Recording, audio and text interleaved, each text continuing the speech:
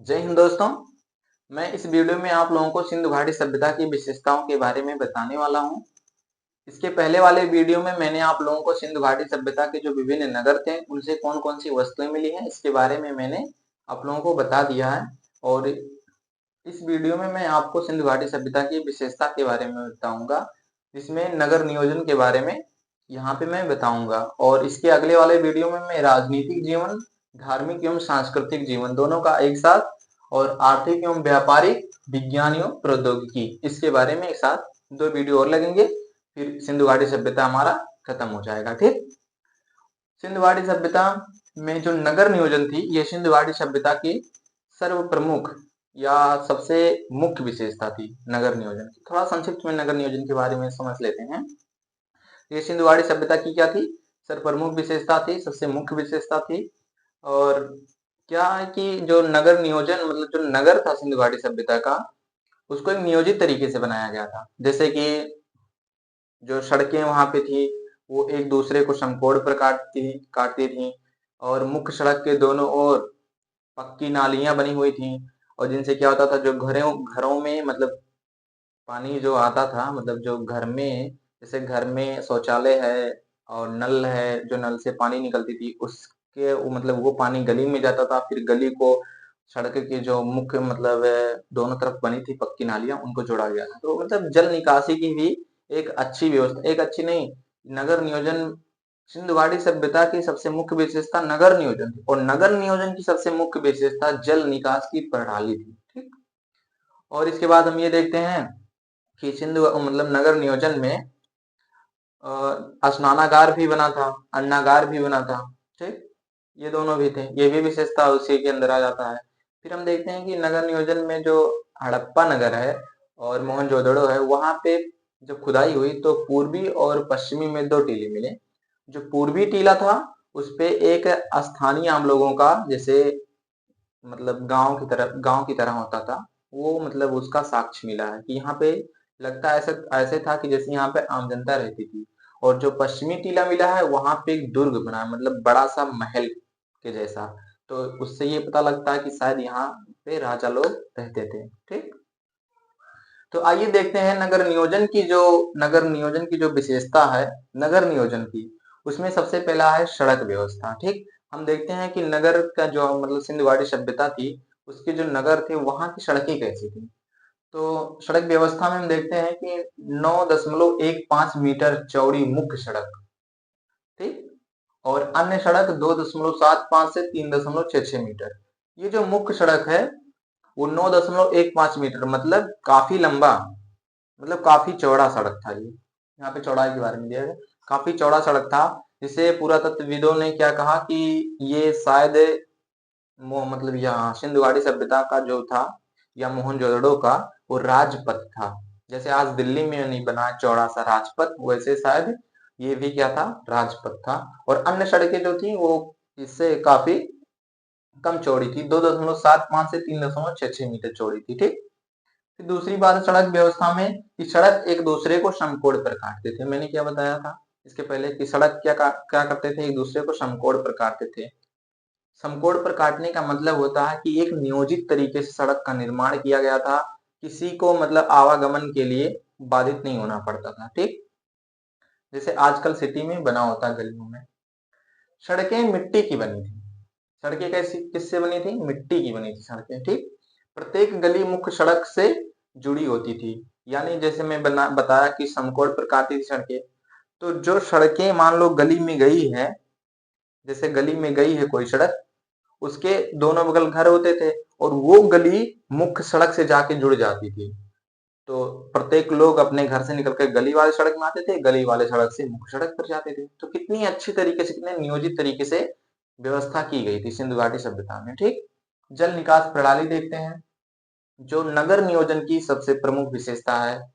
इसमें भवनों, रसोई घर, स्नानागार, शौचालय आदि का पानी भवनों की नाली से निकलकर गली की नाली में जाता था, और गली की नाली को जो सड़क की दोनों तरफ मुख्य नालियां बनी थी उससे जोड़ दिया जाता था। यानी जो घर है, जो घर का पानी और घर के अंदर बने शौचालय, रसोई घर, इन सब का पानी घर की नालियों से निकल करके जो गली में नालियां बनी होती थी उनमें जाती थी, और उस गली का नाली जो था वो मुख्य सड़क के जो दोनों तरफ नालियां बनाई गई थी उसमें जाके जोड़ दिया गया था। तो ऐसे पानी मुख्य सड़क की नाली में से बाहर निकल जाता था। ठीक, फिर दोनों ओर बनी नालियों को पत्थर से ढक दिया जाता था।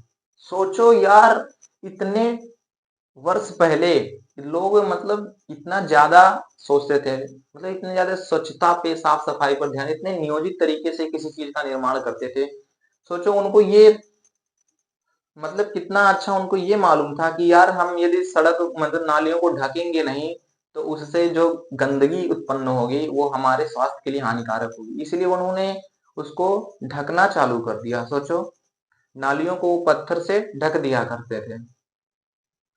और ये भी देखो, साफ सफाई के लिए, यानी कभी नालियों को सफाई करनी पड़ती थी, उसमें कूड़ा करकट बैठ जाता था, जम जाता था, तो उसको निकालने के लिए मतलब वहां पे से छोटे छोटे वो बनाए गए थे, मेन होल होल होल बनाए गए थे। तो उस होल को जैसे पत्थर से हटा दिया जाता था, पत्थर ऊपर से हटा दिया जाता था, फिर उसकी सफाई की कर दी जाती थी। कितने यार एडवांस टेक्नोलॉजी, मतलब कितना अच्छा ये लोग सोचते थे, कितने नियोजित तरीके से इन्होंने हर चीज का निर्माण किया था, एकदम सिस्टमैटिक तरीके से। हम स्नानागार के बारे में देखते हैं, तीसरा नगर नियोजन के अंदर स्नानागार।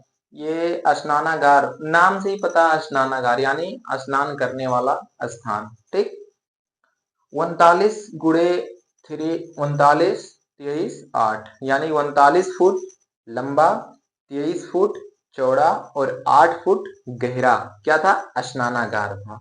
उतरने के लिए उत्तरी एवं दक्षिण की ओर क्या बनी थी, सीढ़ियां, यानी ऐसे चारों तरफ, मतलब जैसे बना होता है कमरे की टाइप का, ऐसे क्या था, स्नानागार था। और चारों तरफ से दीवारें होती थी, मतलब ज्यादा बड़ी दीवारें नहीं थी, छोटी छोटी दीवार, जैसे स्विमिंग पूल बना होता है, सेम स्विमिंग पूल समझ लीजिए वैसे था। और वहां में क्या बना था, उत्तर और दक्षिण दिशा से उसमें उतरने के लिए क्या बनी थी, सीढ़ियां बनी थी। ठीक, उतरने के लिए सीढ़ियां बनी थी, और फर्श जो है वह पक्की ईंटों से बना था। और जो फर्श बना था वो पक्की ईंटों से बना था फर्श। संभवतः इसका प्रयोग अनुष्ठानिक स्नान के लिए होता था। और ये स्नानागार जो है, ये संभवतः जैसे कोई धार्मिक क्रियाकलाप हो तो वहां पे लोग स्नान करने के लिए जाते थे, शायद संभवतः। जल निकास की व्यवस्था की तथा पानी को एक कुएं के द्वारा लाया जाता था, यानी जो स्नानागार था उसमें यदि पानी गंदा हो जाता था तो उसको बाहर निकालने के लिए जल निकास की व्यवस्था थी, यानी नाली बनी हुई थी उसमें से गंदा पानी, जब गंदा हो जाता था पानी तो उसको बाहर निकाल दिया जाता था। ठीक, और साथ ही साथ स्वच्छ पानी को अंदर लाने की भी व्यवस्था थी, उसके लिए वहां पे कुएं का निर्माण था, उसी कुएं के द्वारा उस स्नानागार में पानी लाया जाता था।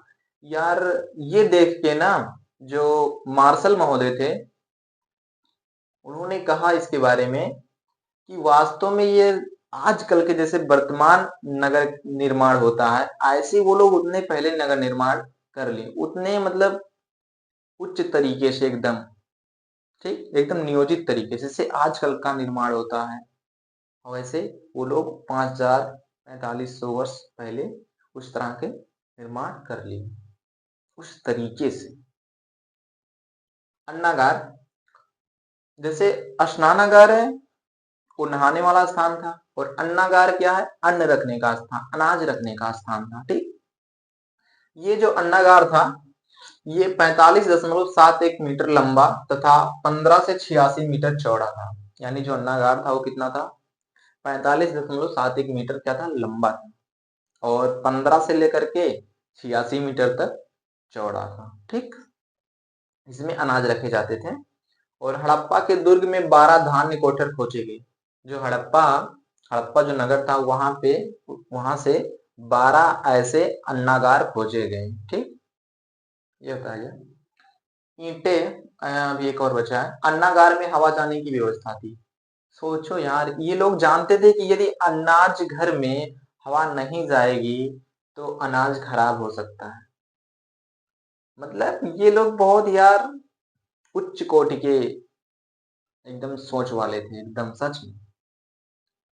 ईंटें आयताकार होती थी, यहाँ की जो ईंटें थी, सिंधु घाटी सभ्यता की जो ईंटें थी वो कैसी होती थी, आयताकार होती थी और अधिक और यल आकार की भी होती थी। ठीक, मोहनजोदड़ो से प्राप्त सबसे बड़ी ईंट का आकार 51.43 गुणे 26.27 गुणे 6.35, मतलब इसकी लंबाई जो थी वो 51.45 सेंटीमीटर और चौड़ाई जो थी वो 26.27 थी और जो ऊंचाई थी वो 6.35 सेंटीमीटर इसकी क्या थी, ऊंचाई थी। ठीक, और जो सामान्यतया मतलब ये मोहनजोदड़ो में एक बड़े आकार का ईंट मिला था, ये उसके बारे में है। और जो सामान्यतया जो और ईंटें होती थी, जो उनका आकार था वो 27.94 सेंटीमीटर लंबा था, 13.97 सेंटीमीटर चौड़ा था और 6.35 सेंटीमीटर क्या था, ऊंचा था। ये थी ईंट की आकार। ठीक, तो हम समझ गए कि नगर नियोजन कैसा था सिंधु घाटी सभ्यता का, एक एक मतलब एकदम उच्च कोटि से हर चीज का निर्माण किया गया था, एकदम बेहतरीन तरीके से, एकदम नियोजित तरीके से इसका निर्माण किया गया था। इसीलिए सिंधु घाटी सभ्यता को नगरीय सभ्यता कहा जाता है। तो अगले वीडियो में हम लोग देखते हैं इसके राजनीतिक जीवन और धार्मिक एवं सांस्कृतिक जीवन। तब तक के लिए बने रहिए। जय हिंद।